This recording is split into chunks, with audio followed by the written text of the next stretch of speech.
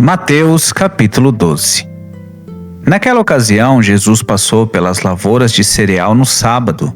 Seus discípulos estavam com fome e começaram a colher espigas para comê-las.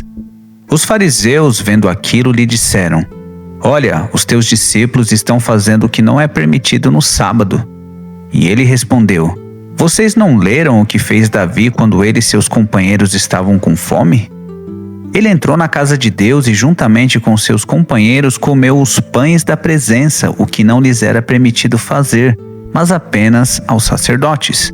Ou vocês não leram na lei que no sábado os sacerdotes no templo profanam esse dia e contudo ficam sem culpa? Eu lhes digo que aqui está o que é maior do que o templo. Se vocês soubessem o que significam essas palavras, desejo misericórdia, não sacrifício, não teriam condenado inocentes, pois o Filho do Homem é Senhor do sábado." Saindo daquele lugar, dirigiu-se à sinagoga deles. Estava ali um homem com uma das mãos atrofiadas. E procurando um motivo para acusar Jesus, lhe perguntaram: "É permitido curar no sábado?" E Jesus lhes respondeu: "Qual de vocês, se tiver uma ovelha e ela cair no buraco no sábado, não irá pegá-la e tirá-la de lá? Quanto mais vale o homem do que uma ovelha, portanto, é permitido fazer o bem no sábado." Então ele disse ao homem: "Estenda a mão." E ele a estendeu e ela foi restaurada e ficou boa como a outra. Então os fariseus saíram e começaram a conspirar sobre como poderiam matar Jesus. Sabendo disso, Jesus retirou-se daquele lugar. Muitos o seguiam. Ele curou a todos os doentes que havia entre eles, advertindo-os que não dissessem nada sobre quem ele era. Isso aconteceu para que se cumprisse o que fora dito pelo profeta Isaías: "Eis o meu servo a quem escolhi, o meu amado em quem tenho prazer. Porei sobre ele o meu espírito e ele anunciará a justiça às nações. Não discutirá nem gritará, ninguém ouvirá a sua voz nas ruas. Não quebrará o caniço rachado, não apagará o pavio fumegante até que leve a vitória à justiça. Em seu nome as nações porão a sua esperança." Então levaram-lhe um endemoniado que era cego e mudo. Jesus o curou de modo que ele pôde ver e falar. E todo o povo ficou atônito e disse: "Não será este o filho de Davi?" Mas quando os fariseus ouviram isso, disseram: "É somente por Beelzebu, o príncipe dos demônios, que ele expulsa demônios." Jesus, conhecendo os seus pensamentos, disse-lhes: "Todo reino dividido contra si mesmo será arruinado, e toda cidade ou casa dividida contra si mesma não subsistirá. Se Satanás expulsa Satanás, está dividido contra si. Como então subsistirá o seu reino? Se eu expulso demônios por Beelzebu, por quem expulsam os filhos de vocês? Por isso, eles mesmos serão juízes sobre vocês. Mas se é pelo Espírito de Deus que eu expulso demônios, então chegou a vocês o reino de Deus. Ou alguém pode entrar na casa de um homem forte e levar dali seus bens sem amarrá-lo antes? Só então poderá roubar a casa dele.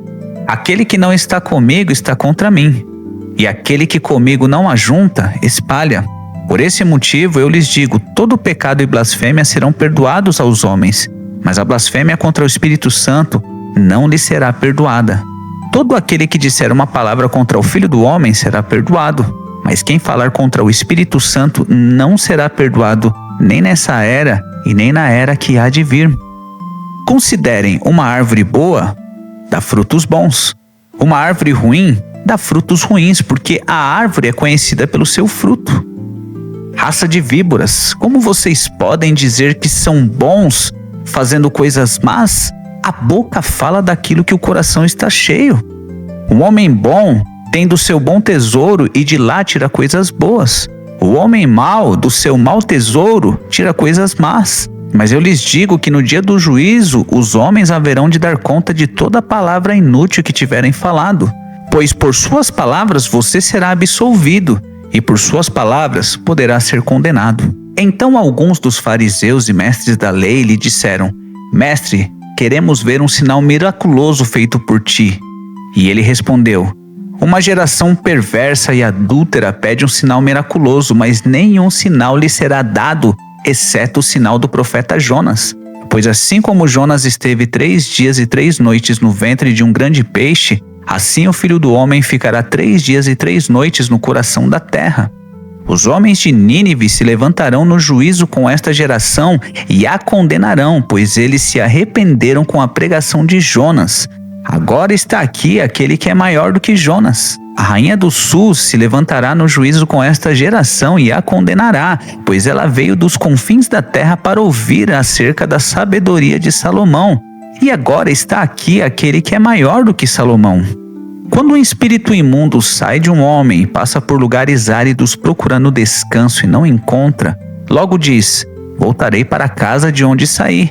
Chegando, encontra a casa desocupada, varrida e em ordem. Então vai e traz consigo outros 7 espíritos piores do que ele, e entrando, passam a viver ali. O estado final daquele homem torna-se pior do que o primeiro, e assim acontecerá a esta geração perversa. Falava ainda Jesus à multidão quando sua mãe e seus irmãos chegaram do lado de fora querendo falar com ele. Alguém lhe disse: tua mãe e teus irmãos estão lá fora e querem falar contigo. Quem é minha mãe e quem são meus irmãos? Perguntou Jesus.